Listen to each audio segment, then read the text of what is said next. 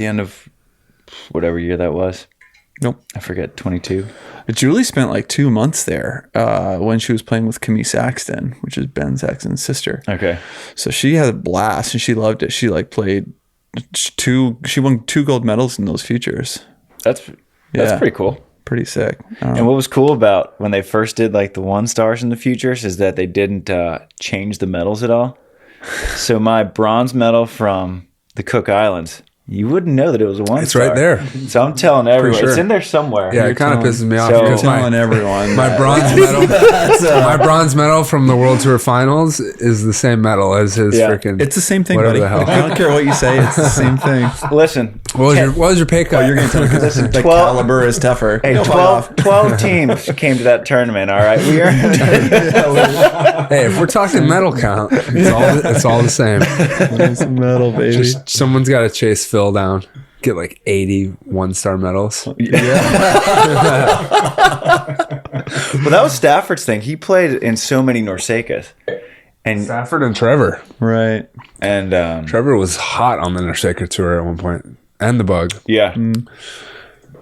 But you're kind of a Norseka king too. You've played quite a bit. Not as much as Mike Plantinga. That guy holds the record, the Canadian record. Double by far. That guy had a lot. I've played just because I've played for so long. I mean, everyone starts there, and that's how you sort of feed on to the World Tour. Yeah. But yeah. And you guys finished last year at a Norseka. We finished, yeah. And finished well. Yeah. Yeah, you guys, you won. You won it in 22, right? We won it in 22. Correct. And then Yes. silver in 23. And that one's hard because it's like that's a super top heavy one. Yeah. Where you get everyone's best. Correct. Right. Because the points are so high, like a challenger. Yeah, which is awesome. So that set you guys up pretty well for the beginning of this year. Yeah. Technical Because you points, guys yes. are 6th at the moment in the Doha qualifier, I think. We are 6th. Like that's a good place to be. It is Yeah. to start the year. Yeah. Yeah. Yeah. It is. Yeah. Well, how did last year? Because your first year was like it was a full year, but you guys played I think 6 World Tour events, and then last year you guys got after it. So how was like the full year last year, especially for you, Dan? Because it was like I feel like 22 was like a soft re-entry A little bit. back in, and then it was like all right, Kapow. and now kapow. So how was last year? Like full going for it, Olympic qualifying. Like it was all the pressure was back. Yeah, no, it was great to get into it right off the bat. We're going to play in everything. We're going to prepare to play in everything.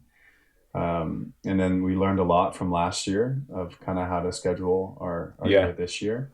I think we played a little too much. Okay. Now, because there's less tournaments in this last year of 2024, now it seems like no problem. Yeah, what's 9 events coming up? No problem. It's so hard, Yeah. especially in Olympic qualifying year, where you're like, we got to play everything. Because then you'll say, well, if we're going to take a tournament off, well, shoot, like that team is going to play and they're going to jump us. We're going to take this tournament. Shoot, now that team is going to jump us. But then if you try to play everything, you end up compromising your ability to play at your best. I feel like scheduling is a hard thing. Yeah, I mean, there is no schedule. Like we just go, right? Yeah. And last year, I think that's what we sort of misscheduled ourselves. We went really heavy in the front half, and because we didn't perform at the tail end of the front half, we didn't get into a lot of those the middle section, and then we had to do a heavy end. So I think this year we might. I mean, because it's like sort of the last shot, you kind of got to play everything again. So we're a little used to that cadence, but I don't know. It's really hard. It's like the tour seems like it's changing constantly. And in our first year together, we only got 6 events because we had entry point issues. So we weren't getting into Elite 16 qualies, where now we are, but it's risky, and with only 4 events counting towards your entry points, it sort of gets finicky. Yeah. What do you think? I just want to take a poll of like all the players and just see what the best point system is. I think the way they do the world ranking system is the best. You just take your best 8 from the last 365. Mm-hmm. It always confuses me why we have so many different freaking systems. Like we got the world ranking is your best 8 of your last 365. Your entries, your best 3 out of your last 4. The World Tour Finals is your best 8 from the year. And then your Olympic rankings is best 12 in the last year and a half. And it's like, you need 5 different calculators. Correct. I'm with you. Just Keep it simple. Yeah, just the world ranking. I feel like is perfect. Best 8, maybe 10 from the last year, last 365. If you held your points that long and stayed off tour that long for a year, like you don't need, you're gonna drop finishes. That's fine. I like 8. 8's a little better because 10's a lot of events. Yeah. Like you go 8 international events, that's a kind of a full season. Like we did like 20 last year, but like it's like a nice, like that would be a nice season to go to 8 international events and then a few AVPs. And what I like about the world ranking system is that it doesn't account, like you're not pushing finishes out. It doesn't de-incentivize you from playing anything because now, like you said, we have entry point issues, but some teams have to sort of strategize, like how long are we going to hold on to a world champs finish, and you got to like pick and choose events. Whereas if you have a system where you're not going to push anything out, then all the teams are just going to play whatever they want. And you're not going to be like, all right, we need to, if we skip Doha, then we'll have our points for Itapema. If we don't ever do well in Itapema, then we're screwed for Guadalajara or whatever. It's a weird little thing. It's one of the things I hate most about professional like world tour is like point counting. I've never been a points guy. I never will be a points guy. Yeah. And it's a necessary evil when you're trying to figure out how to attend the best tournaments, right? Like, you got to account for that stuff because you see teams sort of screw themselves when they attend event and they don't really, account for what they're about to drop. So yeah it's tough. I loved watching. Last year when you guys were on, we just had a 5-minute love fest for Robin Seidel. And watching Seidel and Pristow's points, it was just like, and they're doing well, and they have 0, and they're doing well, and there's like they went from like the top to the bottom like 4 different times. Like this is crazy. Seriously, they won a gold medal in a challenge event, and were also in the qualifiers for a futures in the same year. It's crazy. I mean, I remember that. What? That's the thing is like I played back in the open era where it was like your entry points were calculated on your 8 of your last 10 or something crazy like that. It was like a huge number of tournaments. And the problem with that system is there's no movement. So if you are a main draw team, it's so hard to drop out of main draw. Yeah. Really only 2 or 3 teams are at risk of dropping and entering. So it's really hard to make it unless you hit a crazy home run coming out of the qualifier. And you do that like 3 or 4 times. Yeah. Because if you lose in the qualifier, it just annihilates any chance of you getting into the main draw that year. So I think that's what they tried to do is promote movement, but now it's like almost too much, quick, right? Like it's like 3 to your last 4. Yeah. Damn. Like, I mean, I think you should be incentivized to get to the main draw, and then it's not like, but one tournament and you're going to slip all the way back. It's like, I feel like you should get there, and then like, you're trying to hold your position, but it doesn't take like the smallest little slip up to fall all the way back. Like you should get there, and your prize is to be, now you're on the main draw tour, and you compete there for a bit. And then if you don't perform, then you're going to fall back. But it shouldn't just be like this crazy, like every event, everyone's jumping in and out, and they definitely overcompensated, put it that way. Yeah. I'm curious if anything changes after Paris. Because once you're like locked in, the Olympic qualifying system, you can't change. Right. What it'll look like post Paris. But what did you guys like about last year? It's as far as the team goes, because I think you guys had some really great performances, and then you had a couple where it was clear that like you were still working on some stuff, and then you ended the year awesome. What were some of the highlights from 23? Earning more stripes. Yeah, for myself, earning confidence, going out there facing a really good team, putting out a really good performance, and then at the very end of the year, having some results come our way. Learning more about each other, being with each other now for 2.5 years, we're really starting to understand and get each other out of slumps during practice, during gameplay. And earning stripes, like putting in the work. Every day is hard. Every day is rough. And then when you go out there, you're like, I've done the work. Yeah, it's a battle. It's not a battle within your own head. It's just a battle it's just you and your opponent. That's it. It's kind of freeing in that sense, right? When you can step out, and I think TJ DeFalco talked about that, where he's like, I don't think about passing anymore because I know I've passed 10,000 balls.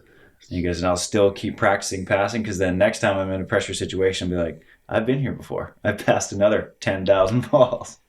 And you can just step out there and be real free. Mm-hmm. What were some of the stripes that you got? Like, do you have any specific instances just from last all the year? work, putting work in the gym, Yeah. feeling really, really strong going out of the court, not letting fatigue, not letting conditioning be a factor anymore. Yeah. That's been huge. Learning through our mental performance coach of like really understanding that if you play at a 90 to 100% level, you can drop someone else's 100% down to 80%. Mm-hmm. And, beating a few teams, I'm going to say it, beating Andy and Miles really gave me some confidence. Because I'm like, those guys beat Norway twice. I'm like, so we just beat a team that beat the number one team in the world. And it's like, boom, earned a stripe.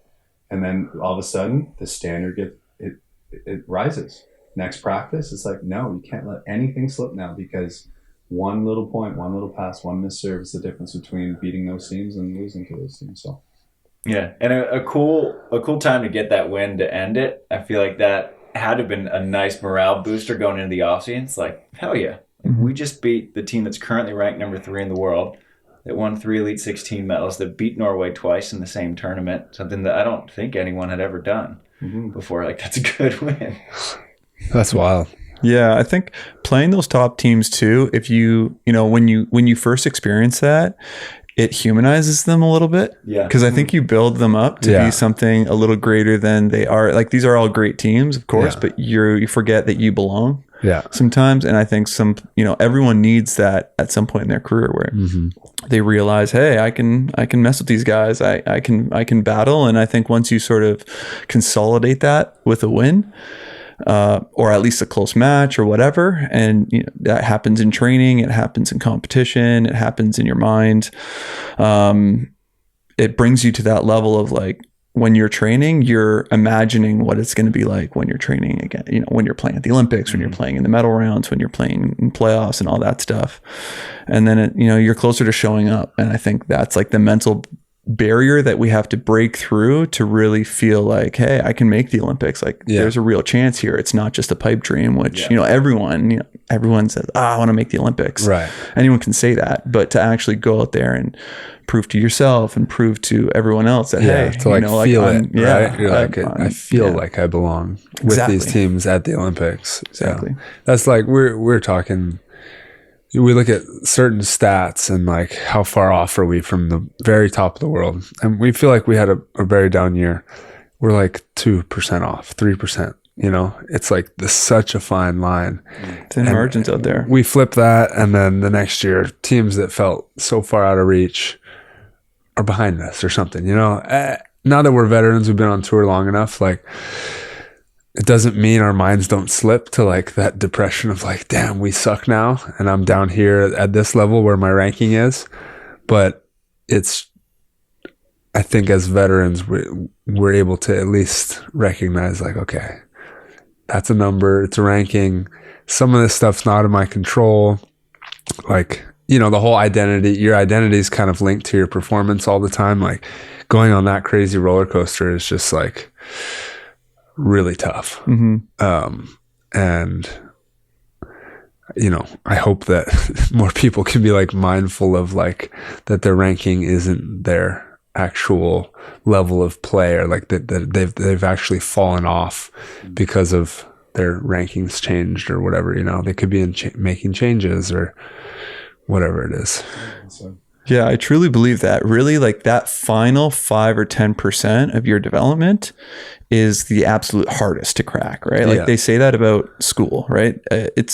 You can get to 90%, but that 90 to 95, 95 to 100, you have to study like exponentially more to really lock in those final percentage points, right? And it's the same with volleyball to me, where everyone is so close to each other, and it's really that crazy amount of work. Like, working the World Tour is the 1%. Right. Like, we're already in the 1%. Now we're trying to play within that 1%. Like, right? It's like, I mean, training up much. that one specific play to turn that 1 or 2 points. Because all these matches, I mean, you look at the matches that are decided by 1 or 2 points. It's a huge amount of matches that are only decided by that tiny thin margin. So when you're doing conditioning, you're doing all that conditioning for that 1 point. Right. When you're doing all these random specific situations, it's for that 1 point that you need, because everyone can do everything else pretty equally. No, for sure. And like goes back to your point of like earning your stripes. Like I was listening to a reel by Kevin Garnett was talking about, he's like, all the work I ever put in, it always paid off no matter what. Not when I wanted it to necessarily, and not when I thought it would pay off, but at some point, like now being a veteran, Hall of Fame, retired from the sport for whatever, 10 years, it all paid off at one point or another, but you don't get to choose when it pays off. So like earning your stripes, you're like, I did the work. It's all here. Like, why aren't the results coming? You don't get to choose that, right? and so like letting your emotions ride on this roller coaster of your rankings is like a bit foolish, but it's definitely like a human nature. Man, if I got to choose that, I'd have 3 gold medals right now. Right, yeah. And cardio work, come in now. Cardio, remember that cardio day? I get that boost right now. Could you imagine if like nice high line, go. Every time you pass like 200 balls, you like got like a little Mario Kart power up. Yeah. You use it anytime you want. Yeah. It's like 50, a little red 50. shell while the guy's gonna have to hit. You just bam right in the face with a red 14, 13 shell. to 30, it's like, all right, I'll take my passing booster, yes, and offensive booster on, and match is over. Damn, this game's easy, man. Well, we're talking about like the small percentages, and the stat that I've come back to a lot. Traz heard me say it a lot. So Anders and Christian they won 53% of the points available last year. Wow. And they earned 49%. And Perisic and Schweiner won 52%. So I told Try and Kane, I was like, I know you guys feel like really bad about how last year went, but you were literally 4% away from being the greatest team in the world history. Like, that's how small the margins are. That's crazy. It's the difference between a handful of 21-19 sets that you flip into 19-21. Yeah, exactly. How many matches are 21-19, 21-18? Like, Yeah. 1 point. If I gave you 10 points to spread out throughout last season, I bet you I can move your world ranking up 10 spots. That's exactly it. Isn't that wild? It is wild. We're looking at our close match finishes and looking at the percentage of how often we're losing by 2 points or by third set. And if we change 3 out of those 10 outcomes, boom, our ranking Yep. 5 or 6. Yeah. And you're in a totally different ballgame now. It's 2 points. Yeah. And here, and that I think brings a really interesting mental choice for you guys is are you encouraged or discouraged by that? Because a lot of people could look at that and be really encouraged, like, we're this close. And I know I've seen coaches do it. My sister-in-law, her team lost, I think, 9 straight fifth sets or something.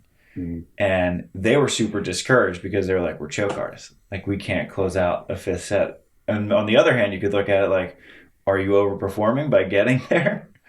And so it's sort of like this mental gymnastics you have to do by like, are we encouraged by how close we're getting, or are we discouraged? And I think anytime you lean towards encouraged, you're going to have a better result. But it's so funny. Dan and I were talking about all this because that's a perspective, right? It just depends on how you look at Reframing kind of thing, right? Exactly. And it's like we were talking about bees and flies. okay. Where bees always look for are always going to find honey, and flies are always going to find Shit. Not honey. not honey. Exactly. So it just depends on how you wish to look at that, man. Yeah. Like, we're so objectively that is tough to work through, right? It's like, we keep losing fifth sets. It's really hard to reframe that in a positive way. But if you are looking to reframe that in a positive way, you absolutely can. Right. Or you can be like, hey, we've won nine fifth sets in a row. We're due for a loss. You can look at it that way too, right? And it's like, if you choose to. I don't know who would, but I think it all depends on, and that's why it's, these thin margins, it's so mental. it's such a perspective thing, and it's such a personal belief thing, and that's why there's training around it, right? We all have mental performance coaches at the international level, and there's a reason for that, because that is one of the biggest differentiating factors between the teams who win every time and the teams who don't. Yeah. How do you guys train the mental side? I'm so interested in how everyone works, because that's so individualized. Whereas like strength training is relatively like programmed. Like if you lift more weights, you're going to get stronger, right? But mental, it's impossible to really like put a measurement on. I'm curious how you guys work that. We have like a team standard where the more present we can be, the better we perform. So they're like, we learn about each other, our personalities on the court, off the court, to make sure that like, are we present? Are we here right now? And we keep each other to that standard. You know, the difference between a good mistake and a bad mistake, like even at the youth level. Like for example, you know, serve out of bounds over the net, out by a meter, good mistake. You serve into the net, that's where you're like, okay, I wasn't present. I missed that serve for a reason. It's my fault. You take ownership for that. You take accountability, and then you realize this is a partnership. You take responsibility for it, and you make sure that you hold each other accountable to that high standard. So keeping that high standard at that 90, 95, 98% mark, if we catch each other go below that, then it's our responsibility mentally to be like, hey, let's go. You know, Dan, hey, are you with me? Are you with me? Yeah, I'm here. Boom, touch, next point. And it's like, if you don't do that little check-in, you're mentally checked out. Yeah. So it's like, there's a self-mental accountability, and then there's that team partnership, brotherhood of keeping each other in that standard. And it's a constant grind. Yeah. Every day. On the court, off the court, being with each other on the road.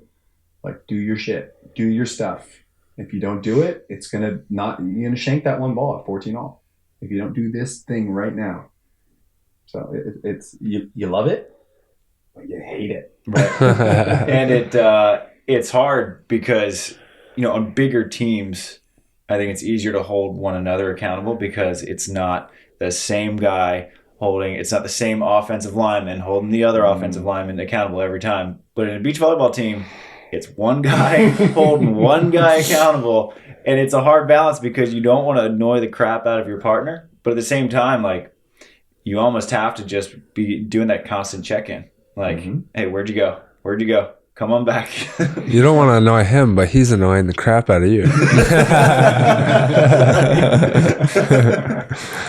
I mean, it's so interesting you say that because, again, coming back to this perspective thing, it's a double-edged sword with that, right? Like, there is the negative of you're getting that same information from the same source. It's like a parent trying to discipline their kid, and you just lose your voice to that kid. But you bring in a stranger, and suddenly your kid perks up, and they're very well behaved. Like, well, it's because it's a new voice, it's something fresh, it's a new perspective. They're saying it in a different way, and they're not you, like fundamentally, right?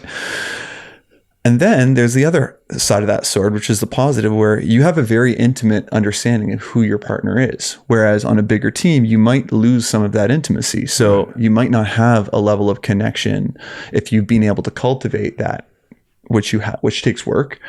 But, you know, the ability to really understand, oh, they reacted a certain way. I know exactly where they're at mentally, and I know how to support them, or I know, oh, I should leave them alone. Because if you're on a big team and you're a coach, for instance, like I was coaching a college team this past year, and the biggest challenge, because I've been only with one person, so I've only really had to deal with a person in one specific way. Whereas when you have a team of 14 people, you yell at the group, one guy responds, one guy shuts down, one guy ignores you. You know, it's impossible to connect with everyone. And with one person, it's sort of simplified.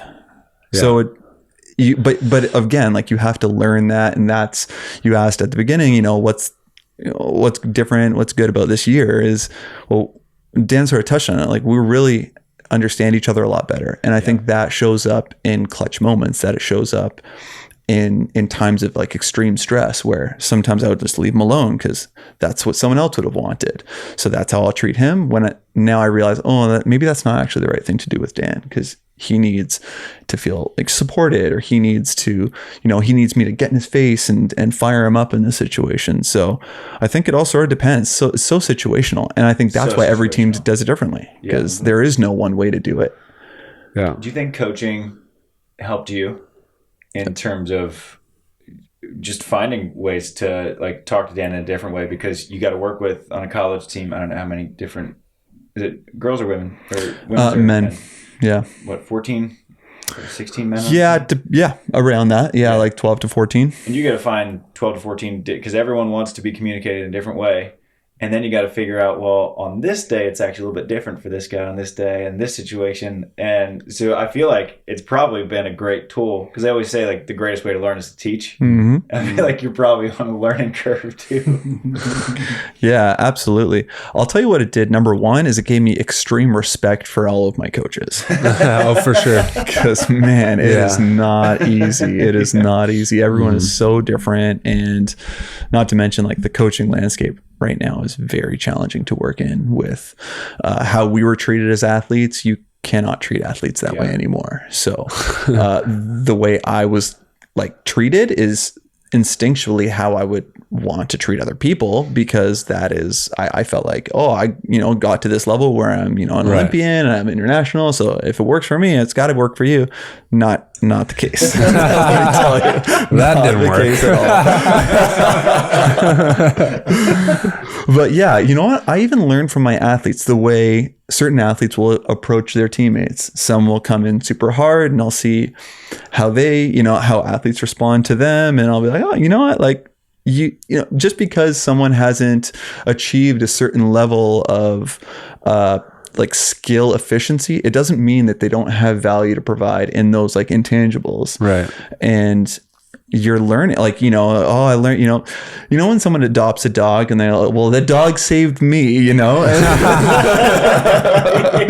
here to coach these kids, but they're teaching me every day. But it's true, man. It's true. I don't know what to tell you. That's so funny. What college are you coaching again?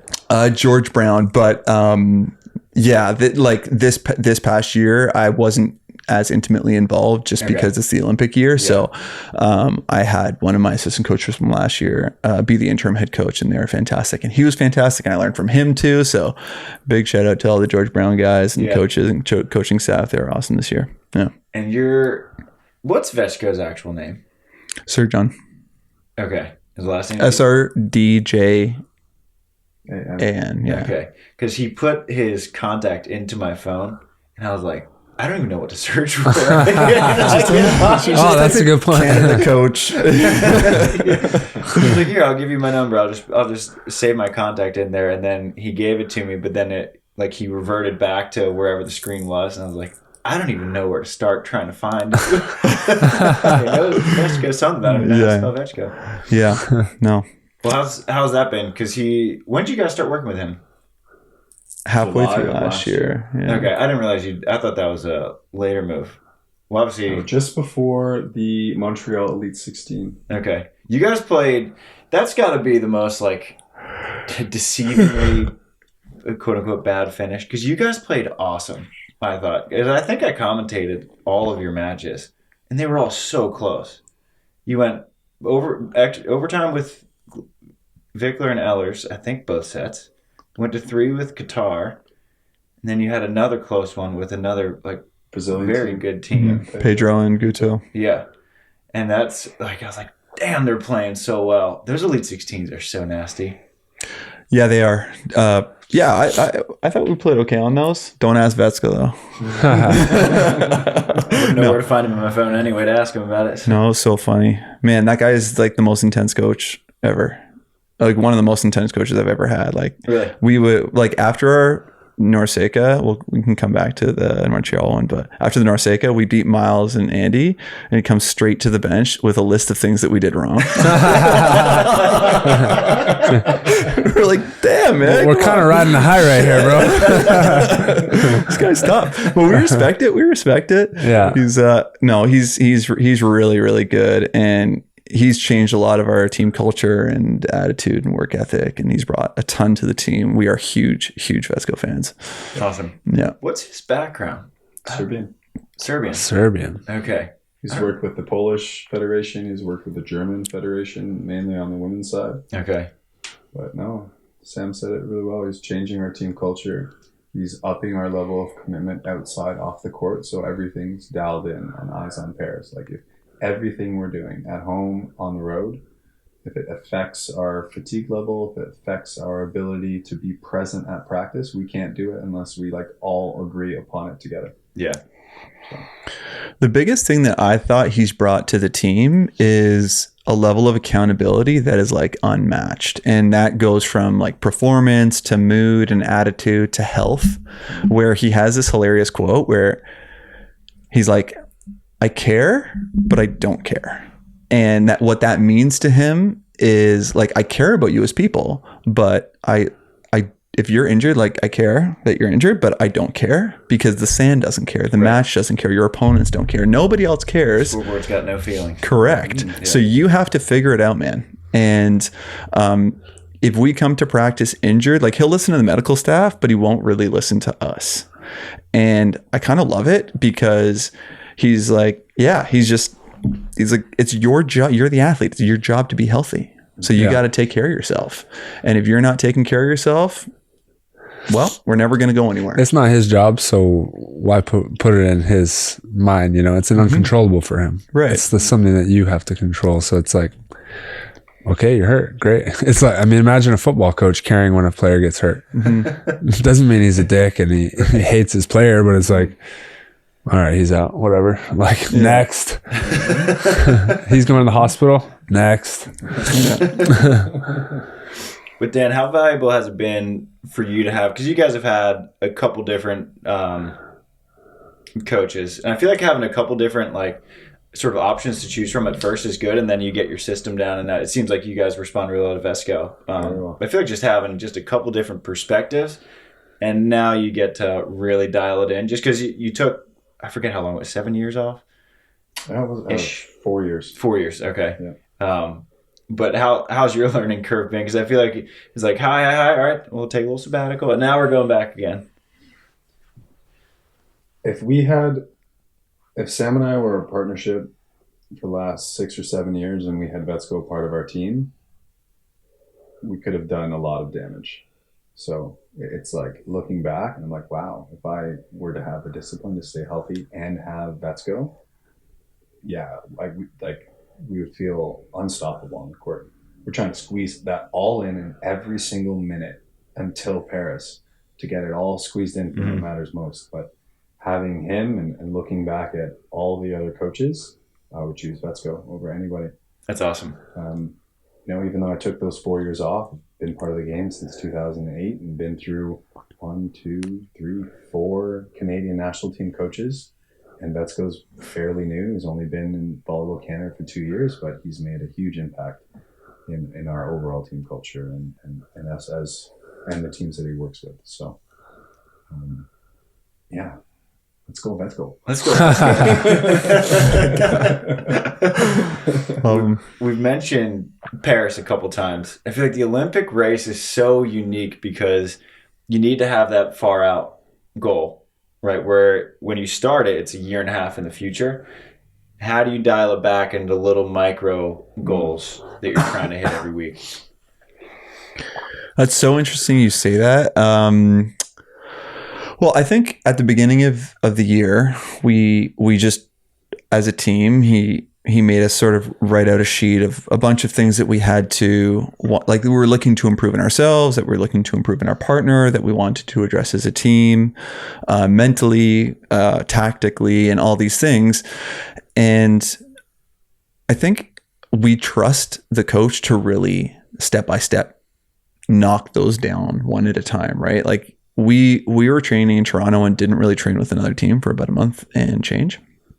So we were only really able to address our stuff, not a ton of tactical stuff. But he was like, he's super methodical in what he does. And every single day we walk in there and within 10 minutes, you understand what the sequence of drills will likely be and the logic of it. And it's really we were talking this, like we just finished up our first week of training. It's showing up all over the place, which is really impressive to be able to, as a coach, it's one of the hardest things to do is to take the things in training and make sure they're applied effectively in game situation.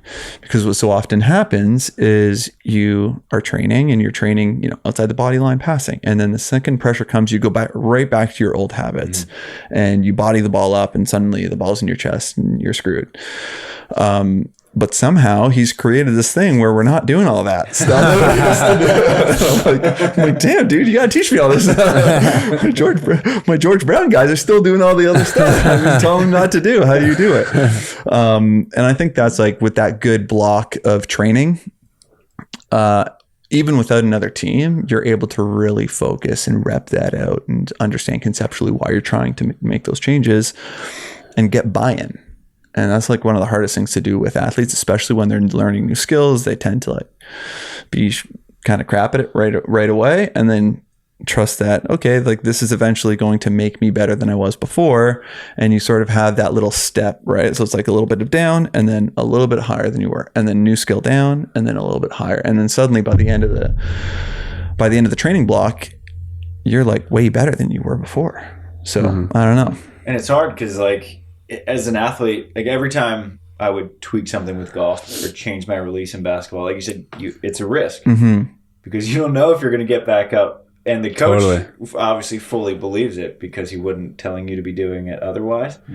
But it's like you feel so vulnerable. You're like, I'm hitting like 3 out of 10 free throws. Where now I'm like I'm passing like 20% worse than I was. And how hard is it for a coach to coach that, right? An athlete has to feel themselves get worse. Yeah. And then trust your ass to get them back up because they're doing your stuff, right? To go down, to take that dip. It's like... Especially because like in a sport like volleyball, and really any sport really, is that there's immediate feedback in sports.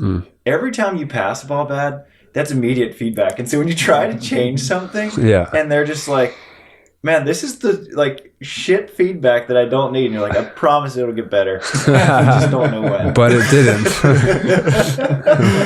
And then you have the fight with your coach. Man, like, I think the technique's fine. He's like, I'll send you clips, bro. You got like 20 clips the next day. He's like, and he was like, don't respond until I'm done sending all of my clips. And at the end in cap locks, he's like, done. But like, it's like shit pass to the outside. You're not chasing the ball. You're not pressing on your block. It was like, oh my god, this guy's relentless.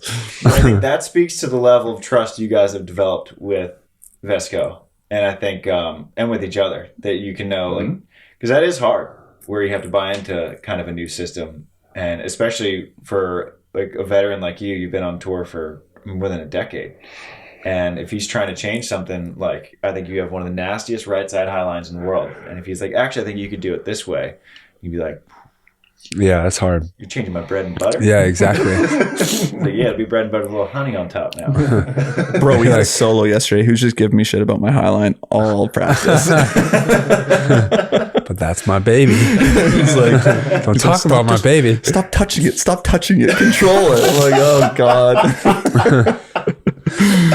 It's really funny. He uses these mannerisms. It's funny. He's like, listen, if you do it your way and you score, I won't say anything. But if you drop that elbow and you get picked up on, no, unacceptable.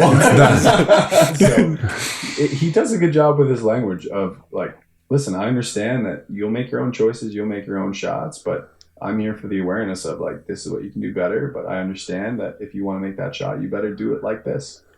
So that's cool. And it takes humility on your guys' part too, to be willing to change, because that is a hard thing. Especially since, like I said, you've been around for a long time. Like, you know how to pass volleyball. Like, you haven't gotten here because you don't know how to pass or hit a high line or swing sharp angle. Like, you know how to do these things. But there's small percentages again, right? If that 0.5% better at each shot, that adds up to about a 4% gain on offense. And that's pretty dang good. Exactly. We just talked about all those margins. And it's like, I think part of the reason why I respond so well to him, and I think Dan does too, is it's very rare to actually have a coach that outworks you. Right. And man, that guy works hard, and he's always watching film, and he's always thinking about practice, and he's got his notebook everywhere, and he's always writing stuff down. And I'm like, I respect that, man. If you're chilling on your computer doing something else, I'm like, yeah, that's fine. Like, no, like I'm not like judging anyone, but I've had like 2 coaches in my entire career who I've been like, they worked way harder than I did at that time that I was with them. And he's one of those guys. So it's like when he speaks, I listen, because I know he's not just off on a whim. And this is like a, abstract theory that he's like, this is a well thought out, fully developed idea. Right. And he's coming to me with like video clips of evidence. Like, he's not theoretical, but he's very evidence based. So, I mean, how could you not, right? Like, that's great. I think and I talk with Tri about this a lot, one of the toughest things for athletes is that there's no guarantee that all of these changes are going to help you, or going to make you win. Like I tell Tri, like, we're just trying to increase our probability from 51% to 52.5%. And it's so hard. We're like, you're putting in all this work just to increase the probability, and maybe we won't have the tangible evidence that we want by Paris. Yeah. It's a shrunken timeline. Yeah, that's the other thing is like, I've learned over time to not get too excited with like a good preseason or a good practice or like, like, oh my God, I'm acing everyone off the court this week in practice. I'm going to destroy everyone this week in this tournament. How does that tournament go? Never miss every serve, right? You miss the first serve and you're like, I'm terrible. Yeah. Damn it. That streak's over. Right when I wanted it, it's worthless. So like getting too caught up on like a great off season or a bad a bad practice, a bad this or anything really, is just like, it's just so important to stay present with it all and not. I feel like sometimes when I play too good at practice and we're smashing teams, now I bring that expectation into the game, versus if I lost, I was like, oh my God, like we could easily lose here. I better like be extremely focused, and it kind of dials me in. I think it's different for everyone. It depends how your brain works, right? But I definitely think that can be a thing for me, is like, why doesn't good practice or good warm-up translate into a good game? Yeah. It's like your performance is a combination of like your whole career worth of work. And then like what parts of it come out on this particular day. It's not my performance in this tournament is going to be what my practice was that week. It's not just that piece. It's like, there's so much that we've already put into that book. And I just think we all get caught up in like the micro of it, right? Like, this week sucks. I mean, I'm day to day right now. I'm like, Aren't we all, this baby? is the worst thing ever. You wake up, especially when you're on the tour, right? You wake up at 3 a.m. and you can't sleep for 4 hours, just laying there and feel terrible. And you lost the previous day or something. You're riding a big low, and then you win that first match and you feel good. You're like, Come back, baby. Bro, I seriously think we're going to not only make the Olympics, but we're probably going to win it. and then you lose the next match and you're right back down there. And like, it's like, all right, there's that mindfulness, right? That training of like, that's exactly why we practice this mindfulness, to be aware. Hey, we're too high. Hey, we're too low. Let's just stay right here. Stay right in the middle. But yeah, dude, I saw the funniest reel today.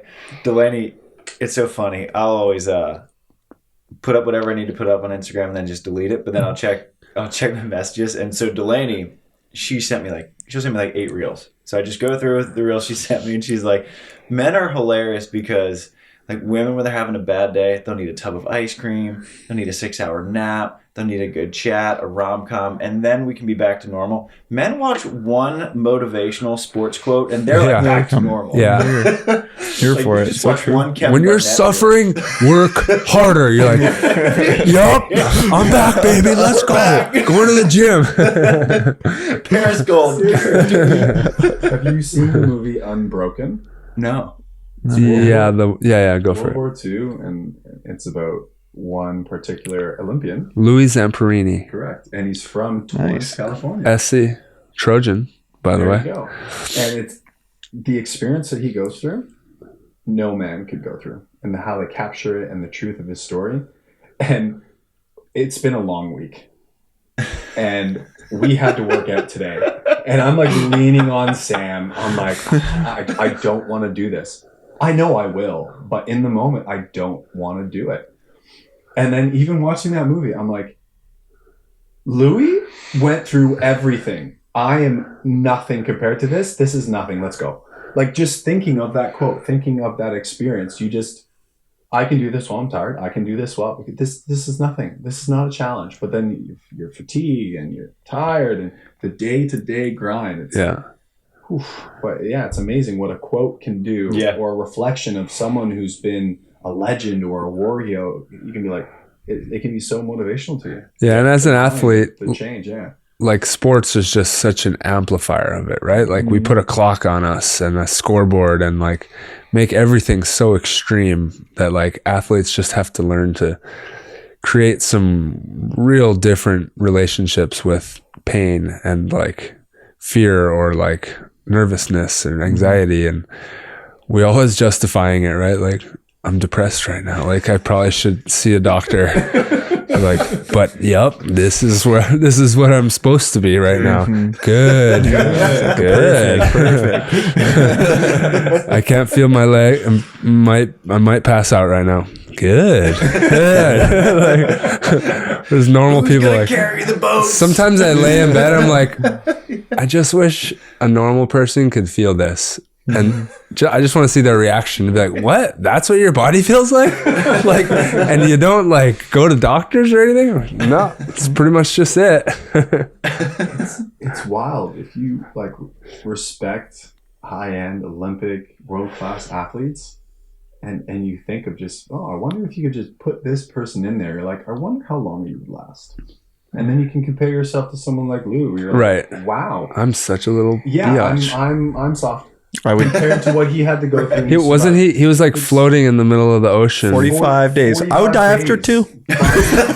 But that's like maybe even the worst part, because then like when he got caught, it was by like these Japanese.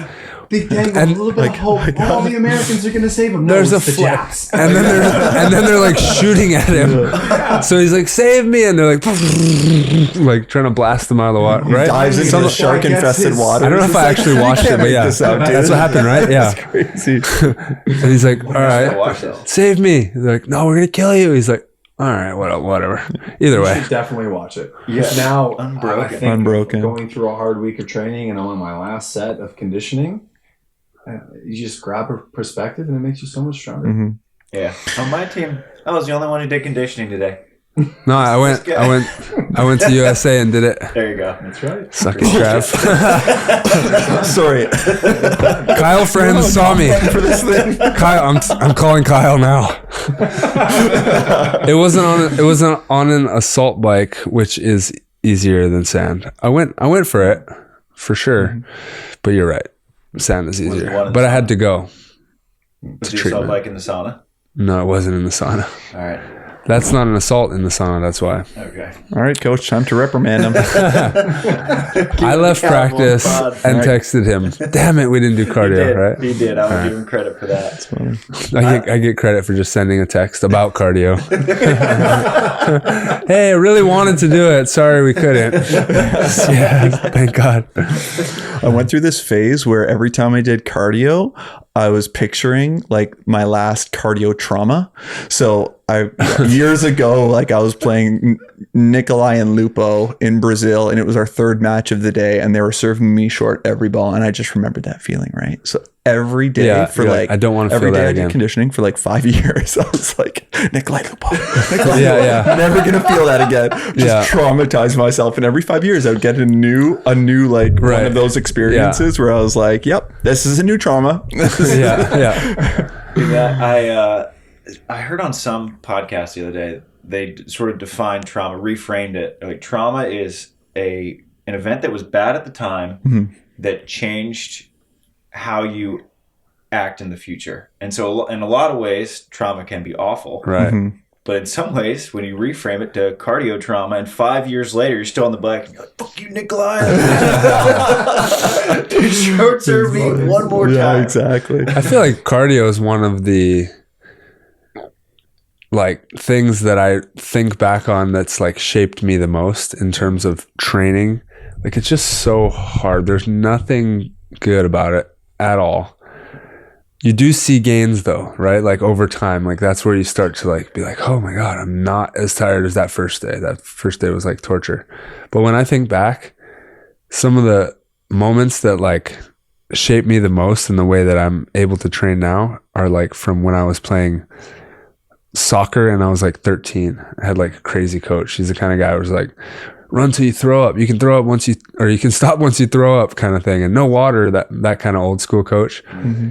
Still to this day, the hardest training I've ever done. If I look back on it, probably wasn't as hard, but like I was a kid, I was probably eating cake at school that day, you know, but like he pushed us so hard and I was so uncomfortable. And I remember being so scared all day long thinking about, we have cardio today, or we have a regional training for soccer today. Like it was like an all day thing, but like getting through that and like experiencing that and then having, you know, basketball coaches punishing you and doing push the shirt. And like it used to be punishment, right? For us, that stuff I feel like shaped me the most in terms of like what I'm able to handle now. And it's kind of like we do it to ourselves now, right? Like nobody tells, we don't get punished because like we're the boss.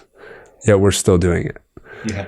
And I feel like that, because it was so painful and miserable, but then we saw results after, that's what's shaped us and made us able to do what we do today. Speaking of coaching that no one can ever do again. I was just about to say, those coaches would all be fired. Yeah, exactly. Yeah. And this guy was puking in training when we were at home, like after conditioning. Because he was out of shape, or no? Because he was like he ate too much before the conditioning. Because we weren't sure if we were doing conditioning or not. So he had a bigger lunch, puked all over the sand. That's the thing too. Like you come back, but then after, I was like, you know what? I pushed myself beyond my limit, and I did it, and it sucked in the moment. But then I went home, drove, and I'm like, I deserve a little bit of treat tonight. Then before training next time, you're like, definitely not eating that. Yeah, exactly. But what's pretty cool though with the partnership is we call it, Sam and I, like we're in the trenches together. Yeah. It's like, conditioning sucks, but we're doing it with somebody. And it's like we're sucking the feeling together. And it's like, and it's all your mind. It's all your mind. Like one day you go 98%, one day you go 92%. The next day you're conditioning, you're at like 87%. You're like, that's unacceptable. Push yourself even more. And it's funny. Sometimes I'll look at other people doing conditioning. I'm like, is that your 85%? Yeah. I'm like, okay, no, just focus on what I have to do. It doesn't matter about them, but it's a battle. It's a grind because it's so hard because you don't want to do it and you don't like the feeling, but you know how much it's going to pay off 6 months down the road when you're thinking of Nikolai Lupo.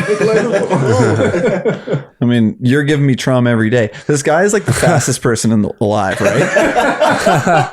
And he's also in phenomenal shape. So like we do conditioning beside each other and he's like lapping me and I'm like, I'm glad we don't do cardio with you guys. Dude, try practicing and training every day and then your coach smashes both of you every day. And he weighs freaking 10, 15 pounds more. Yeah. I don't know what the hell is going on over here. Jesus. Trav's a phenom, dude. And he's a freaking journalist. He's not even a phenomenal journalist. Say what? He's not even a player anymore. Jesus. Tired. Well, you got to humble me today. I had to fill in for a blocker today. And I haven't played in a long time. He wasn't getting up too high. Not great. Hand on the ball, pretty good. Everything else, pretty bad. Yeah.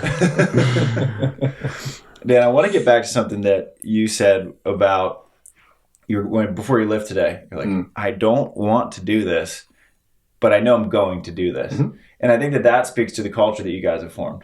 Correct. Where that's the definition of discipline, right? There is no choice. You've taken the decision out of the matter where we're a team that doesn't skip workouts. Mm-hmm. And I think that speaks to where you guys are at as a team. And I'm wondering, have you guys always been that way, or is that something that you've worked into? We worked into it, especially me, really soaking in everything from Sam and from our first coach, and now with Betzko, soaking it all in. Even, I'm not gonna lie, even yesterday during conditioning, like our coach is with us and he's like, okay, like we understand you've had a pretty heavy work, so we're gonna take a little bit off your conditioning. And then when I was finished, I was like, I could do more. And then we got information from our trainer today. It's like, it depends on how you're feeling. It's been a pretty heavy week. If you have 5 sets, you can do 4 sets. No, I did all 5 sets. It's just, it's a world-class thing, I think, actually. It's like, I'm not an Olympian, but I'm surrounded by Olympians. I'm facing world-class athletes, and you need to have an Olympic world-class attitude towards these things that are so important. Because when you go on the court and you're like, oh, I didn't do conditioning at the level that I should have, or I skipped that stuff pays off in your mind when it matters most.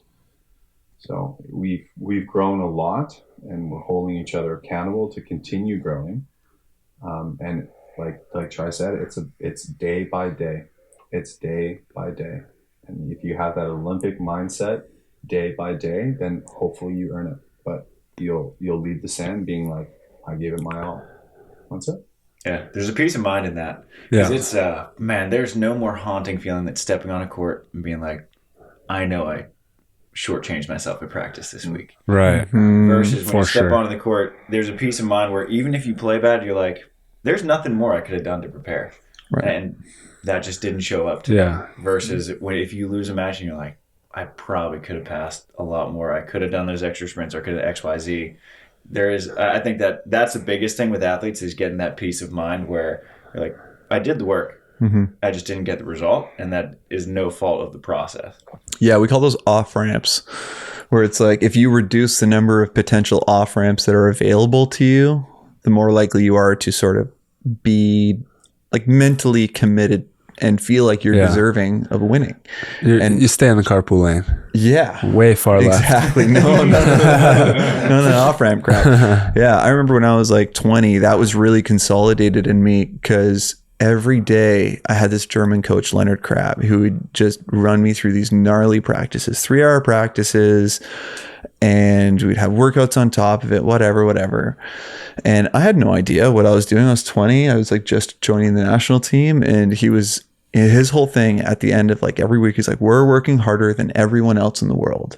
And whether we were or not, it was irrelevant, because he was creating that belief system.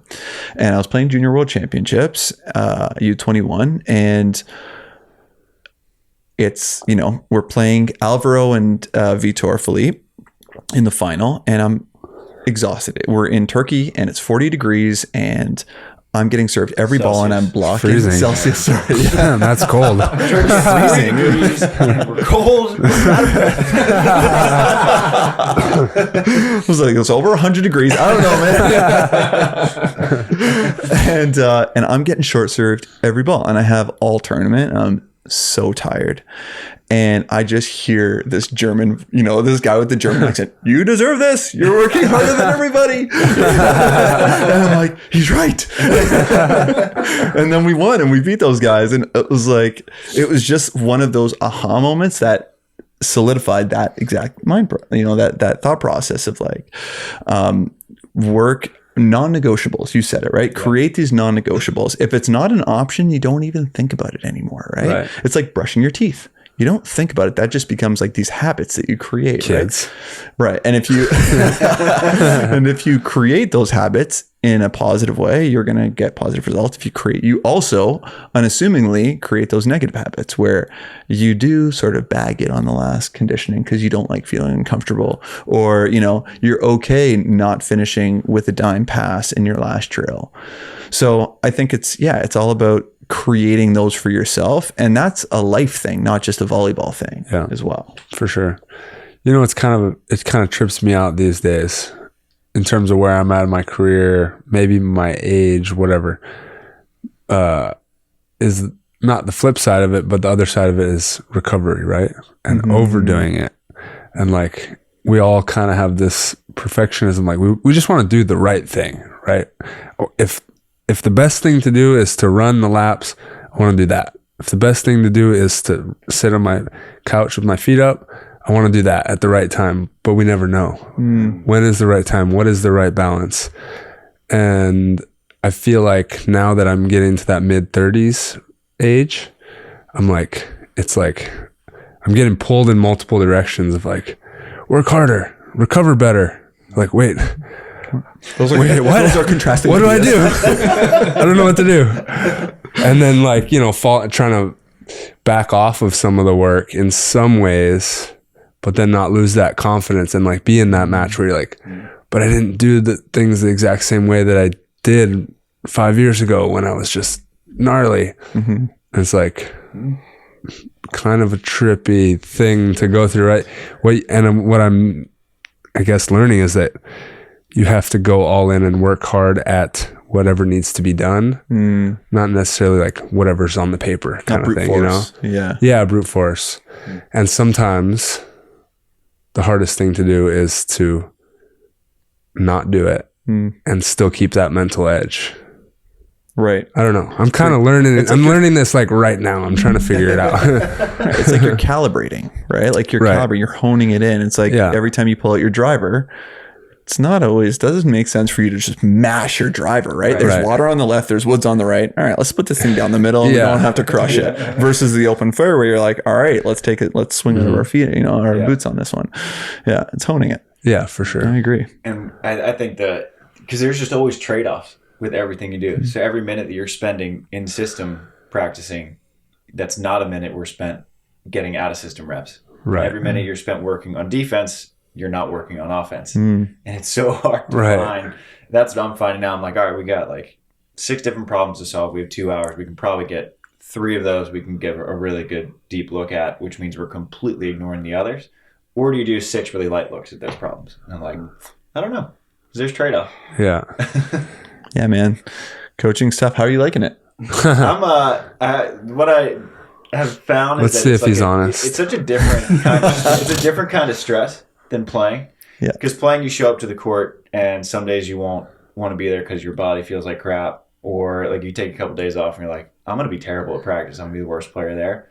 Versus as a coach, like I never have to worry about that for me. But because you're chugging a nice ice cold Waiakea coffee before. This guy's been buzzing out there. Been crushing it. Austin's had some. You slept at our place at the right time. Oh yeah. Now's not a good time to spend the night in the Mewhirter household. Yeah, but now when I show up as a coach, the stress is: have I planned practice in a manner that's going to solve our problems in the most efficient way possible? And then you have to sort of tweak as you go and meet them where they are. Because like I'm working with Evan Corey too, and with that's a lot more freeing because we have all the time in the world to experiment and mess around with stuff. But they have, and you guys too, but like we got 3 months, right? And if things go poorly, it's less than that. We got 2 weeks. Right. It's till we leave, right? Yeah. And so it's not it doesn't have that freeing sense with Evan where we can just experiment. If things aren't working, it's fine. Where if things are working now, it's like, all right, we got 2 weeks to actually find something that does work. So that's been I like that stress though. It's been a really fun puzzle a constantly moving puzzle. It's like the stairs in Harry Potter, how they're always moving. Like I knew how to get to class one day, but oh shit, the staircase is over here now. Now we got to figure out a different way to get there. So it's been fun. I've enjoyed it. It's like a puzzle. So what do they need work on? Mentally. Perfect. Yeah, exactly. Oh, he's not being honest anymore. Yeah, it's been great though. I've enjoyed it, and what I really enjoy, my body feels awesome. Just rub it in, bro. Exactly. Well, I cannot relate. Like my knee is throbbing as you say that. Well, before you guys have to go, I'm curious. I just want to get a state of the Canadian Beach Volleyball Union. Like how's Volleyball Canada going? Vancouver Open, still one of the best events in the world, I think. When's that happening? Just give us a rundown. We love the Vancouver Open. SANDCAST tour? Maybe. Oh yeah. Do you know when it is this year? July I think July 12th. July 12th. Is he wrong? July 12th. I'm hoping we're busy Hoping and resting. Yes. everyone in this room is. Yes. It'd be nice if we can all skip. That'd be great. Yeah, seriously. So the event opens then, but how's everything else? Because you have a little national tour, right? Yeah, at the end of August, Okay. we have like all the national teams will play within the Toronto Beach community. Technically right now it's Volleyball Canada. Like, we have our little off season. We work on the finer tuned skills of being indoors, but then coming out here, it's different. Yeah. It's different, and we're trying to use those fine tuned skills out here in the wind and get to train with world class American athletes and you're only as good as your competition, and you're constantly trying to do that. But no, Volleyball Canada is right here in the United States. Yeah. But we do have like a small domestic tour. I mean, you can't really call that because they're all sort of separate organizations doing it. Like we have a couple events in Quebec, like those Grand Prix Opens, which is not huge prize money, but like it brings out sort of some of the best in Canada when they're not traveling on world tour. It's very similar to the AVP. And then you have like the perennial like Van Open. You'll have nationals, which are sort of the bigger ones.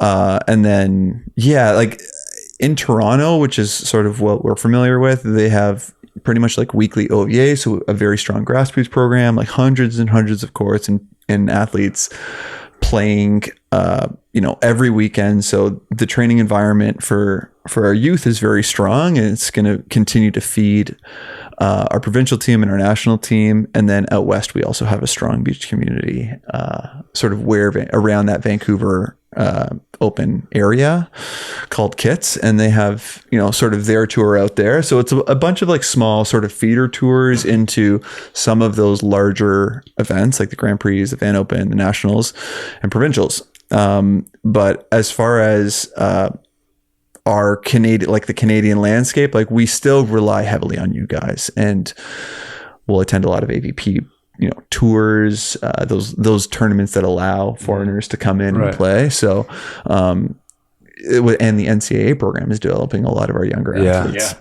Yeah. I mean, Molly McBain. One. Bingo. She came in. That was crazy how quickly she was just like, oh, I haven't really played a world tour event ever.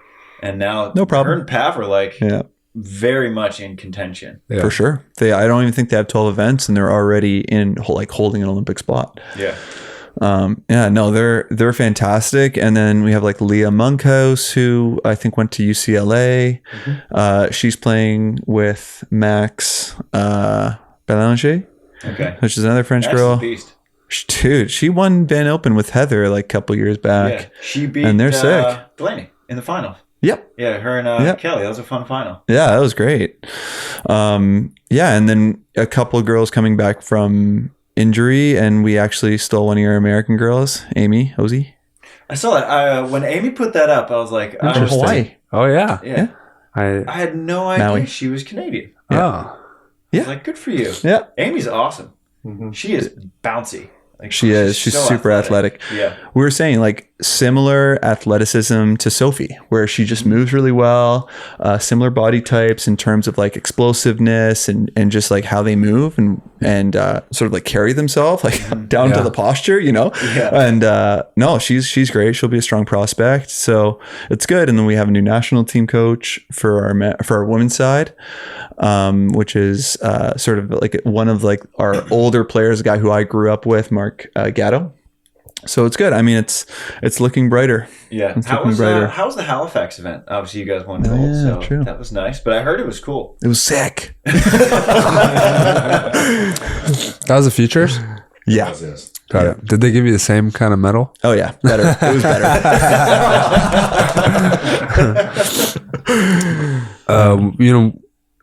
Speaking of training here in the U.S., we have some good news for you guys. We found your ball today. No way! It was in the ditch. Because BC's going to know that we lost it now, and then they're going to be like, you guys aren't taking care of your stuff. Well, it was only sitting in the ditch for 3 days. And no one took it. Are you serious? Yeah. Wow. I was walking over this morning like, oh, a ball. Oh, it's their ball. Perfect. The 19th Street black hole. Yep. So funny. We were convinced Evan Corey had taken that ball. Evan went and threw it in the hole before The Canada ball, it practice. says Timo on it. He's like, no. We're like, liar. Yeah, he blinked when he said that. Yeah. You know, like I'm reading. Why wouldn't he make eye contact with me? And then you guys, you got your Herbaland hats on. That's right, baby. Now would be a good time to shout out your sponsors. They're the best. And what's you got your names on it too? That's right. I keep thinking that the side is like a pancake, but it's a gummy. It looks like a Little gummy bear. Gummy bear. Yeah. Got it. Yeah. Dude, I love commentating your guys' matches. Whenever you do something good, I'm like, he ate his Herbaland gummies today. Yes, we need more of that. We need Get more of his that. discount. Herbaland will exactly. Seriously though. What sponsors do for us is we're able to commit to being professional athletes. Yeah. Like the level of commit, like when you said about recovery, Yeah. you do the work, you have a great session in the sand. It's hard. You do conditioning and then you go lift, and it's like 6 p.m. and your muscles are sore, your knees are achy, your shoulders all tight. More work has to be done. You recover and you use that time where your feet are up and you know, taking care of your children or whatever you're doing. There's still work to be done because it's a 24-hour job. So Yeah. we have our sponsors to support us. We don't have to make choices like go to coach and go make things that aren't going towards Paris. So having their funding is huge for us to feel and be an Olympic standard athlete. For sure. And they help us so much with the financial aspect of things, being there on our side. We don't win all the time, but they're there with us, and it's huge. So thank you to Herbaland. Thank you to our Toronto community. Thank you to SANDCAST. Like, we couldn't do it without them, and they know that they're with us no matter we win or we fail. Yeah. It's pretty, it feels like we have an army behind us. That's a good feeling. And that is a great feeling to have. So, Yeah. and that, no matter what they do for us, like, to me, that's where it really hits the heart. Yeah, especially when the company's product is something that you use, right? And it's like something that's actually contributing to the team. So they're like contributing to keeping your bodies actually playing better. Like they're not only financially helping you, but helping you in every way. They're actually a part of the team. And like, it's nice to have that kind of support. And a lot of us would take sponsorships from any company, even if you didn't use the product. But like, same with us with the podcast. Like, once we actually got a team behind us of products that we actually can use and actually like,